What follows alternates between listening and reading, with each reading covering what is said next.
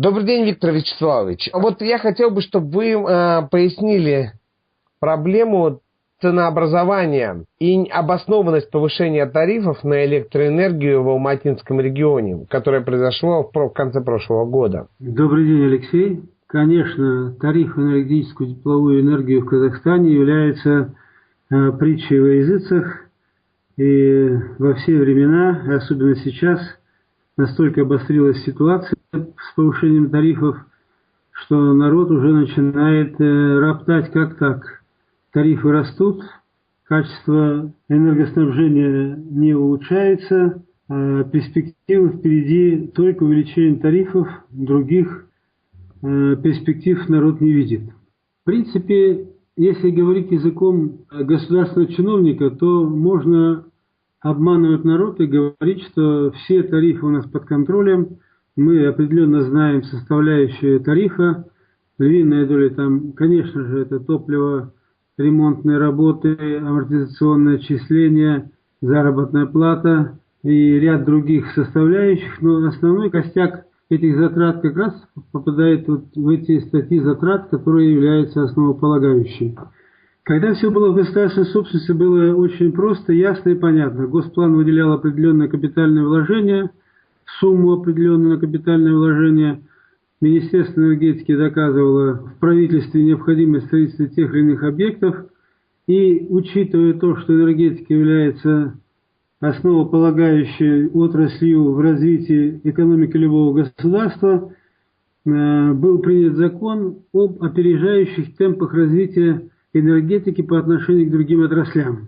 И в свое время в Казахстане это дало большущий, так сказать, плюс, толчок на развитие электрической энергетики в Казахстане, строительство новых мощных электрических станций, и все было как нельзя понятно. Когда Казахстан стал независимым, и в принципе в самом начале независимости Казахстана я был назначен министром энергетики и угольной промышленности Казахстана, мы столкнулись тогда с рядом проблем, которые возникли у нас. Государство не могло выделить финансовые ресурсы для поддержки энергетики, тарифы были низкие, и электрические станции вырабатывали электрической энергии меньше, чем потребляло государство, поскольку были огромные долги у сельского хозяйства, промышленности, и население задолжало большое количество денег в то время за потребленную электрическую энергию.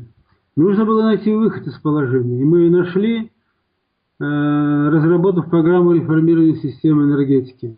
Но в процессе приватизации энергетической отрасли, объектов энергетической отрасли, произошел соответствующий перекос. Электрические станции по плану приватизации госского имущества Казахстана были проданы Госкомприватом Казахстана в частные руки. Ну а частные руки, мы знаем, что практически вся энергетика Казахстана попала в одни частные руки. Это клан президента Назарбаева.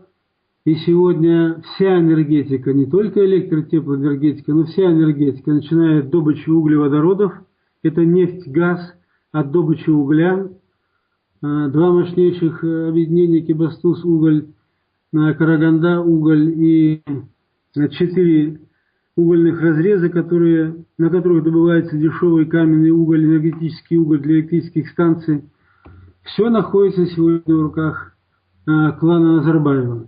Зачем клану Назарбаевых добыча каменного угля? Ну, то есть, это же все-таки не нефть. Каменный уголь сегодня, чем он хорош? Добыча каменного угля в Экибастузе. Это гарантированная поставка энергетического угля на электрические станции. А себестоимость этого угля очень низкая.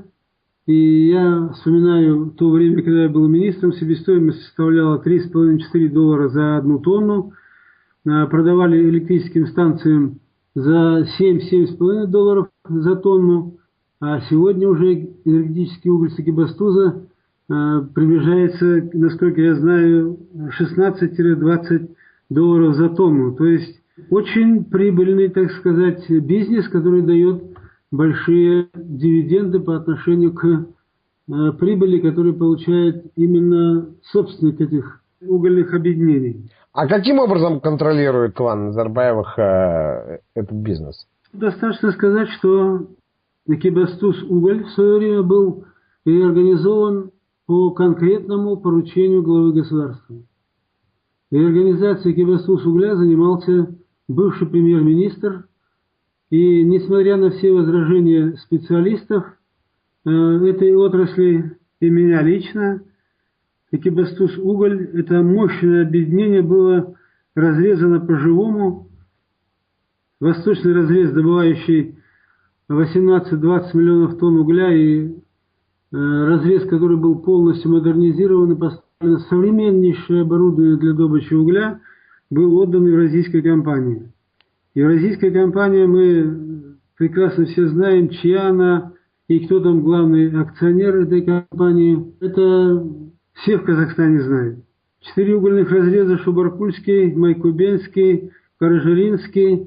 Это угольные разрезы, которые тоже были приватизированы по программе Госского имущества, и там прямой интерес главы государства к добыче этого угля на этих разрезах.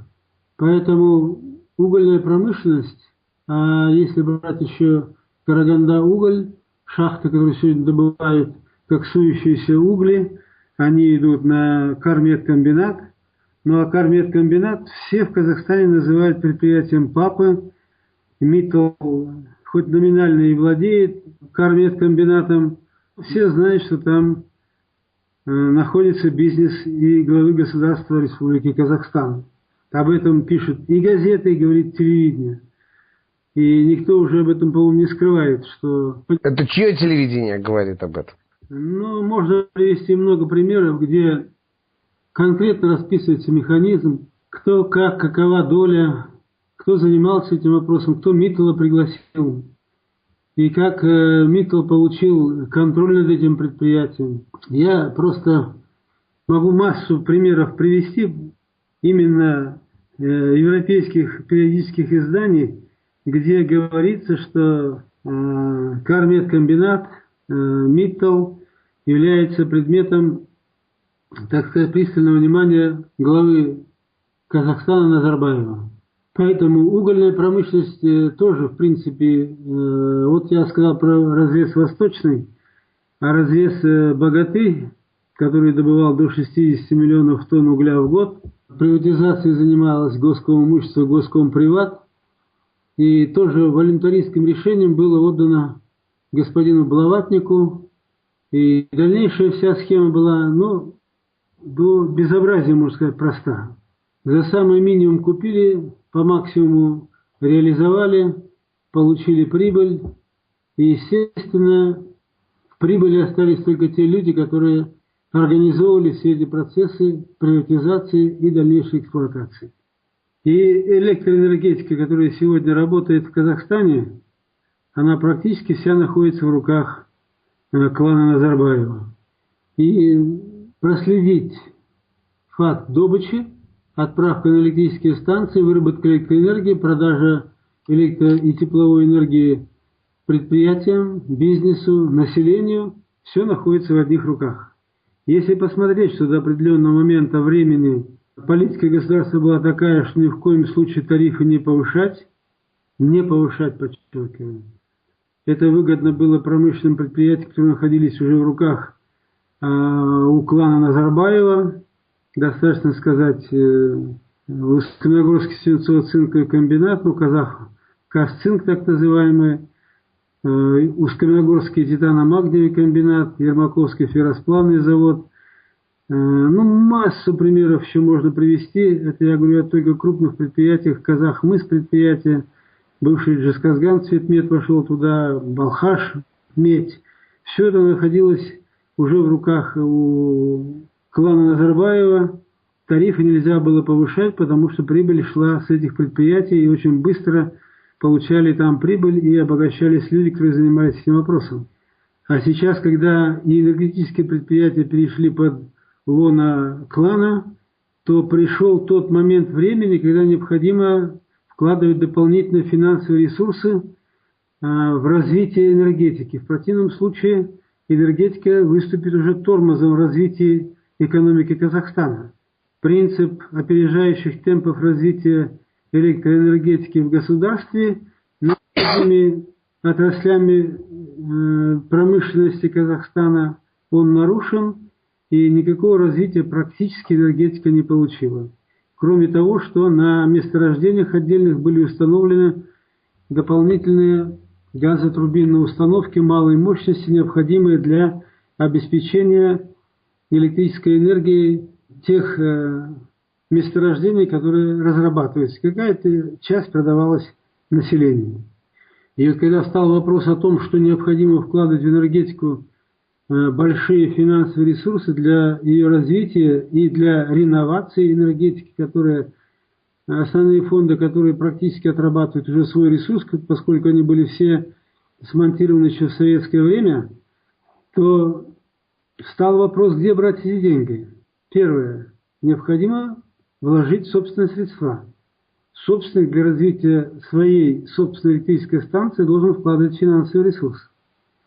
Но эти финансовые ресурсы становятся соизмеримы с огромными финансовыми необходимыми средствами для развития энергетики. К примеру, Экибастузская ГРЭС-1, принадлежащая сегодня Казахмысу, для того, чтобы ввести в строй действующих 3 энергоблока, которые брошены, просто не эксплуатируются из-за того, что они вышли из строя, и там необходимо практически ставить новые котельные агрегаты производительностью 2500 тонн пара в час и турбины мощностью 500 мегаватт каждая, то необходимо $1–1,5 миллиарда долларов для запуска этих блоков в работу.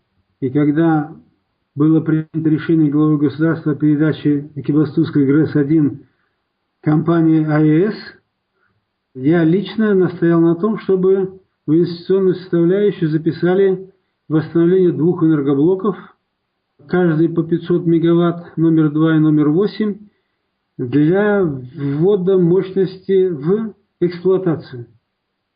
Это стоило около $1 миллиарда. Но, к сожалению, когда АЭС уходила с Экибастузской ГРЭС-1, добавился еще один неработающий блок, номер 1. То есть на сегодня там проставят 1,5 миллиона киловатт мощности, которые могли дать, как минимум 8–9 миллиардов киловатт-часов энергии в год. Скажите, если сейчас схема это, вот как вы описали, работает, то получается, что власти Казахстана, там, скажем, будучи частными лицами, я имею в виду президента страны, контролируют электроэнергетику. С другой стороны, его представители в качестве, возглавляя правительство и региональные власти, определяют и назначают тарифы. Вот. То как эта система может вообще функционировать? Как она работает?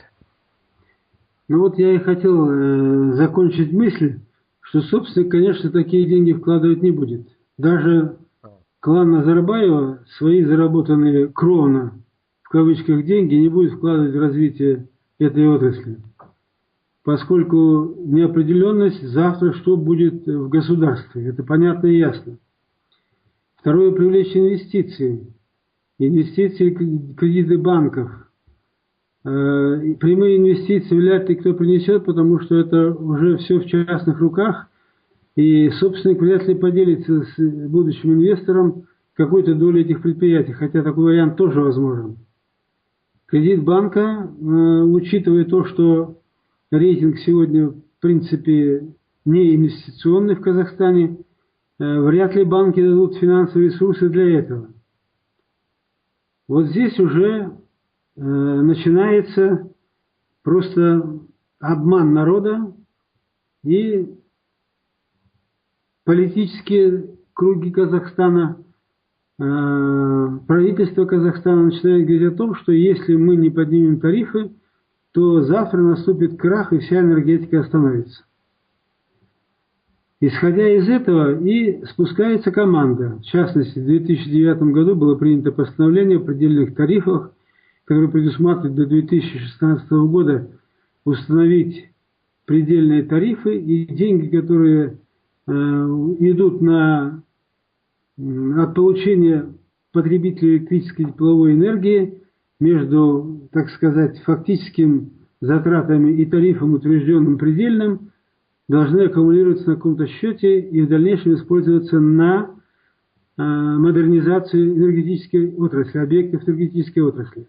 То есть налицо конкретное поручение главы государства увеличить тарифы и деньги, взятые с населения, отправить на развитие энергетики.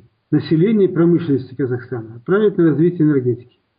Ну, такой вариант в принципе возможен, если вся энергетика находится в государственной собственности. Государство принимает такое решение. И мы все платим за будущее поколение, так сказать. Такое в мировой практике существовало и существует. Но я не уверен, что эти деньги попадут как раз на тот счет и уйдут на развитие энергетики.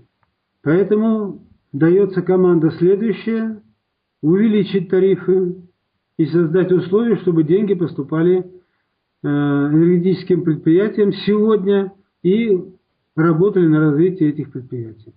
Ну, в частности, коль мы говорим о городе Алма-Аты, тариф очень высокий, 16 тенге за киловатт-час электрической энергии для населения, а для промышленных предприятий даже есть 22-23 тенге за 1 киловатт-час электрической энергии. Таких тарифов в Алма-Ате никогда не было. Когда я был мэром города Алма-Аты и энергетический комплекс был по поручению главы государства отдан компании «Трактибель», Трактибель точно так же поступало, как сегодня поступает руководство энергетической отрасли Алматинского региона, да и в Казахстане так оно идет по одной и той же цепочке. Представляло каждый квартал свои предложения на повышение тарифов. Но хочется отметить, что руководство региона практически не может влиять на этот процесс, поскольку департаменты, которые находятся на местах, они подчинены агентству по регулированию естественных монополий.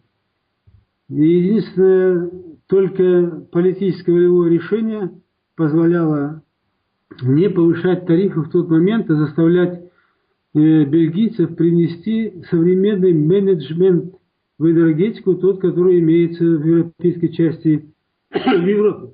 А сейчас, когда бельгийская компания ушла, энергетикой командуют люди клана Назарбаева, одного слова бывает достаточно для того, чтобы тарифы были изменены. И вот я, Алексей, хочу сказать, что сегодня вся эта политика утверждения, установления тарифов на электрическую и тепловую энергию в Казахстане, это есть прямое ограбление народа. Никто о народе не беспокоится, все беспокоятся только о тех прибылях, которые сегодня получает клан, который руководит всем этим процессом, начиная от добычи и продажи электрической и тепловой энергии. И самый главный вопрос стоит от прибыли, которую получают эти люди. И если посмотреть по графику повышения тарифов, то четко просматривается команды, когда поступали сверху, тарифы не повышать. Это выгодно было для промышленности. В дальнейшем дали команду на повышение тарифов, потому что необходимо было проводить модернизацию, а денег нет.